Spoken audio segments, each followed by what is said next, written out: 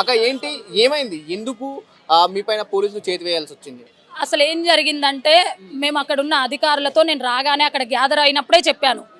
12 గంటల వరకు మాకు సమయం ఇవ్వండి సార్. 12 గంటలకు మేము ఒక మెమోరాండం ఇచ్చి వెళ్తామని చెప్పిన వాళ్ళకి కూల్గా చెప్పిన నేను. ఏంటి అనంటే ఈరోజు అసెంబ్లీ సమావేశాలు జరుగుతున్నాయి.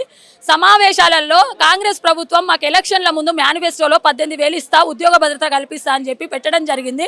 వాటికి సంబంధించి ఈరోజు మా అధికారికి ఒక రిప్రజెంటేషన్ ఇచ్చి వినతి పత్రం ఇచ్చి మీడియా ద్వారా ఆ విషయాన్ని బయటికి తీసుకొచ్చి సమావేశాలలో అసెంబ్లీలో మా గురించి మాట్లాడతారనే ఒక నమ్మకంతో బయటికి తీసుకురావాలి, చర్చ జరగాలనే ఒక ముఖ్య ఉద్దేశంతో ఈరోజు అక్కడికి రావడం జరిగింది. 12 గంటలకు మేము వినతి పత్రం ఇచ్చి వెళ్ళిపోతామని కూడా నా స్వయంగా నేనే చెప్పడం జరిగింది అక్కడ ఉన్న అధికారులు. కానీ ఇంకొక 5 నిమిషాల సమయం ఉండగానే అందరినీ ఎక్కడికక్కడ చెల్లా చెదరు చేస్తూ లాగి పడేస్తూ డీసీఎంలలో పడేయడం జరిగింది. అక్కడున్న నేను, ఇంకొక రహీంబి అనే ఇంకొక అమ్మాయి, ఇంకొక అక్క, ముగ్గురు అక్కడ పడిపోవడం జరిగిందంట. డీసీఎంలో పడేసే తరుణంలో మమ్మల్ని సగమే కాళ్ళు బయటికే ఉన్నాయంట. మగ పోలీసులు, ఆడవాళ్ళు కాదు, మగ పోలీసులు మమ్మల్ని లాగి డీసీఎంలో పడేసి అది సగం కాళ్ళు బయట ఉండగానే డోర్ పెట్టారంట.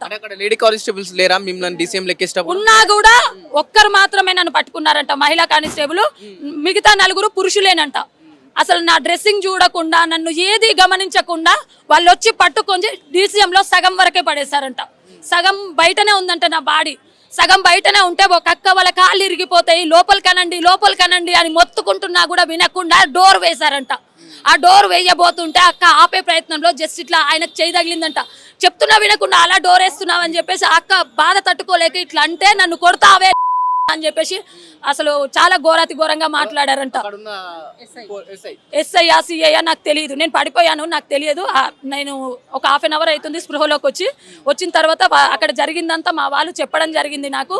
ఇక్కడికి అక్కడ మమ్మల్ని డీసీఎంలో పడేసిన తర్వాత, ఈ సంఘటన జరిగిన తర్వాత జస్ట్ చెయ్యి తగిలితేనే కొట్టారు నన్ను అని చెప్పి అక్కడ ఒక పెద్ద సినిమా క్రియేట్ చేశారు. మా కాళ్ళు ఇరిగిపోతే మా పరిస్థితి ఏంది? కనీసం చూడకుండా మా డోర్ వేయబోతుంటే జస్ట్ ఆపండి అని ఆపే ప్రయత్నంలో భాగంగా చెయ్యి తగిలితే మహిళలను చూడకుండా అని చెప్పేసి మాట్లాడడం జరిగిందంట. అక్కడున్న లేడీ కానిస్టేబుల్ వెంటనే ఎగిరెగిరి కొట్టిందంట అక్కని. నువ్వు మా సిఐనే కొడతావా అని, సిఐనో ఎస్ఐనో కొడతావా అని చెప్పేసి. అంటే మేము మహిళలం కామా? మాకంటూ వ్యక్తిత్వం లేదా? మాకు మనసు లేదా? మేము మనుషులం కాదా? అంత జరిగిన తర్వాత 2 గంటలు మమ్మల్ని హైదరాబాద్లో తిప్పారంట డీసీఎంలో. అక్కడున్న డీసీఎంలో ఉన్న ప్రతి ఒక్కరు అక్క నురుగులు కక్కుతుంది, ఏమైందో తెలియదు, బీపీ ఎక్కువైందా తక్కువైందా, ఏమైందో హాస్పిటల్ తీసుకెళ్ళండి అని అక్కడున్న వాళ్ళందరూ మొత్తుకుంటున్నా వినకుండా 2 గంటలు తిప్పారంట హైదరాబాద్లో.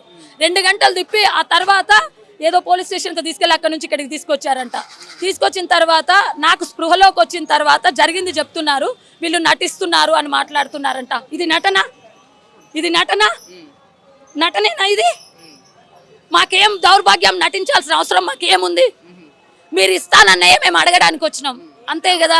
మీ పైన పోలీసులు దౌర్జన్యంగా కొట్టి మిమ్మల్ని నటిస్తున్నారు, మళ్ళీ మమ్మల్నే నటిస్తున్నామన్నారంట. నటిస్తున్నారు అని చెప్పేసి అనడము ట్రీట్మెంట్ కూడా ఇవ్వకపోవడము. అసలు ట్రీట్మెంట్ కూడా ఇందాక సత్యవతి రాథోడ్ గారు, గంగుల కమలాకర్ గారు, మహమ్మద్ అలీ గారు వచ్చారు.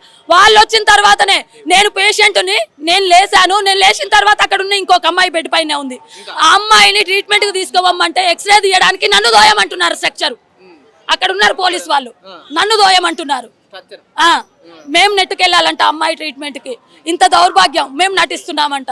అసలు ఎంత దౌర్భాగ్యంగా ప్రవర్తించారు ఈరోజు అనంటే, మా భవిష్యత్తులో ఇలాంటి సంఘటన ఎదురవుతుందని మేము అనుకోలేదు. దీన్ని మేము తీవ్రంగా ఖండిస్తున్నాం. ప్రజల ఆరోగ్యం కోసం అనునిత్యము సమయంతో పని లేకుండా ఒక ఎంప్లాయీ కాదు, మేము పే స్కేల్ వర్కర్లం. మాకు గౌరవ వేతనం, ఫిక్స్డ్ వేతనం కాదు, జీవో లేదు. ఏదో తెలంగాణ గవర్నమెంట్ మమ్మల్ని మా సేవల్ని గుర్తించి 9,700 రూపాయలు గౌరవ వేతనంగా ఇస్తుంది. కానీ మాకు అసలు ఎప్పుడు వస్తుందో ఎంత వస్తుందో తెలియని రోజుల నుంచి 9,750 రూపాయల వరకు టీఆర్ఎస్ గవర్నమెంట్ మమ్మల్ని తీసుకొచ్చింది, ఒక ఎంప్లాయీ స్థాయికి తీసుకొచ్చింది.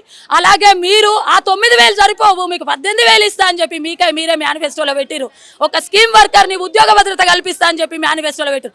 మీరు చెప్పిన మాటనే మేము అడుగుతున్నాం, మేము కొత్తగా ఏం అడగట్లేదు. లేదే. ఒక చిన్న ఆశతోని ప్రజల కోసం అనునిత్యం పనిచేసే మేము, సమయంతో పని లేకుండా పనిచేసే మేము, ఈరోజు వైద్య ఆరోగ్య శాఖలో బేస్ కింది స్థాయిలో ఉన్నది మేము. ఈరోజు ఏ ప్రోగ్రామ్ సక్సెస్ అవ్వాలన్నా ఫస్ట్ సర్వే చేయాల్సింది మేము, వెళ్ళాల్సింది మేము, ప్రతి గడప తొక్కాల్సింది మేము, ప్రతి రిపోర్ట్ తీసుకోవాల్సింది మేము.